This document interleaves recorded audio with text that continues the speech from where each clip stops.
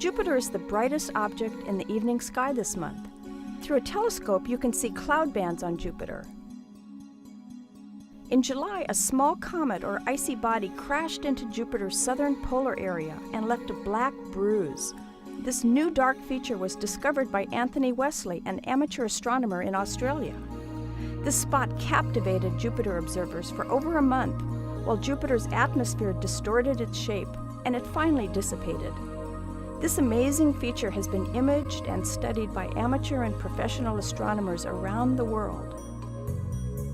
Jupiter also has 4 large satellites, 3 of which are larger than our own moon. These 4 moons were discovered by Galileo 400 years ago. You can see them yourself with a small telescope or even binoculars and watch them move around the planet, just as Galileo did. NASA's spacecraft named for Galileo ended its exploration of Jupiter 6 years ago. The next mission to Jupiter, called Juno, will launch in 2011. Juno will be the first solar-powered spacecraft to visit an outer planet, and the first to have a polar orbit around an outer planet. This gives Juno a unique view of the planet, including the polar auroras, the northern and southern lights. It also lets the spacecraft get very close to Jupiter while avoiding the planet's dangerous radiation belts. Juno will look for important clues about Jupiter's formation by measuring how much water is there.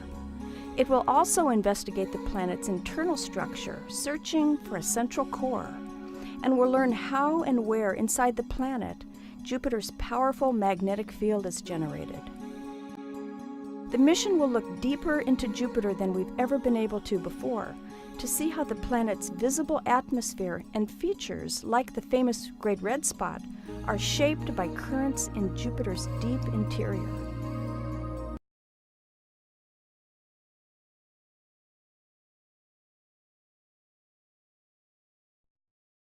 We can learn about what's inside an apple by slicing it in half. We can learn a lot about what's inside a planet by slicing it in half. But they're planets. You can't really slice them in half. So how will the Juno spacecraft find out what's inside Jupiter?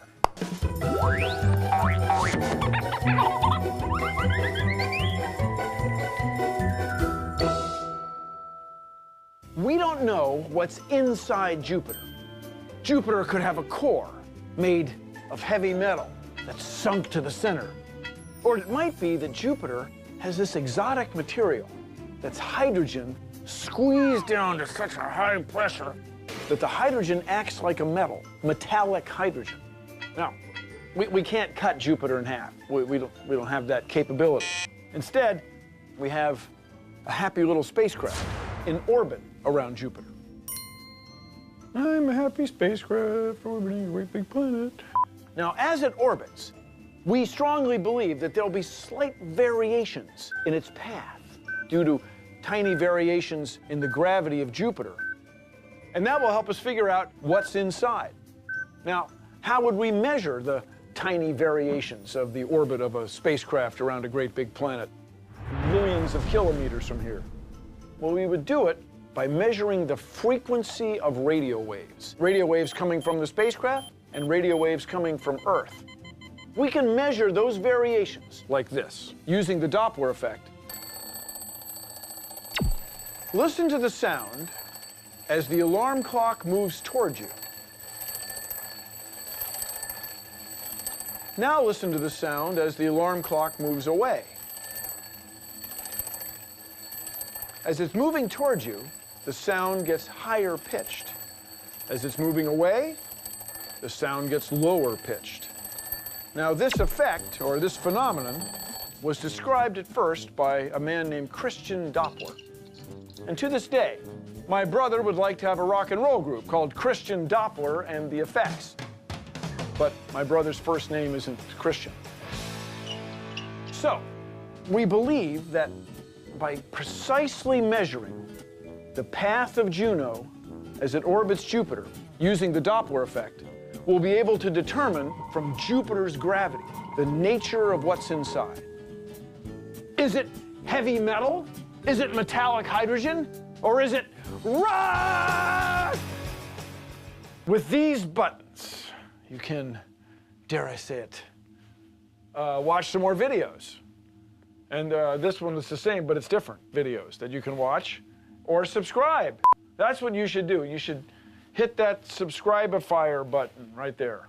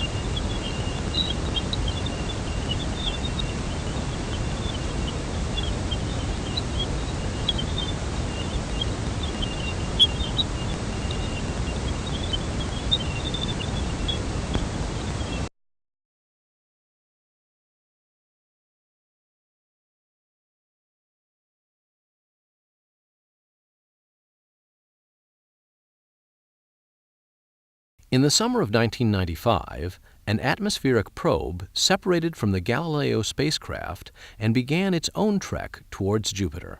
The probe has instruments that measure pressure, temperature, and the chemical content of the Jovian atmosphere. Here we see the main bus of the Galileo spacecraft in its initial approach to Jupiter. As the vehicle began orbiting the planet, it monitored data from the atmosphere probe and relayed its findings back to Earth. As the atmosphere probe made its way toward Jupiter, great bolts of lightning could be seen on the dark side of the planet. These bolts could be heard in the radio part of the spectrum. In December of 1995, the probe entered the upper layers of the Jovian atmosphere at a searing 170,000 kilometers an hour and slowed down to about 50 kilometers an hour to deploy its parachute. Suspended from its parachute, the probe sent data back to the main bus for about 90 minutes before being crushed by the atmospheric pressure.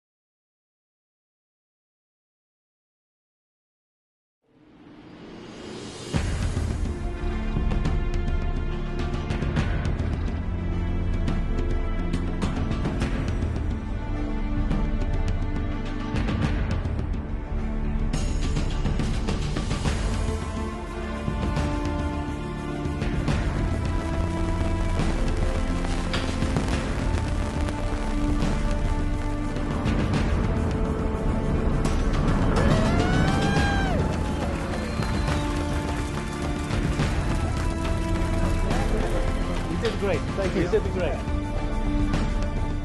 There is strong evidence now, based upon how Titan radiates energy in the microwave, that the dark areas, and perhaps even most of the surface of Titan, is in fact covered with organic material.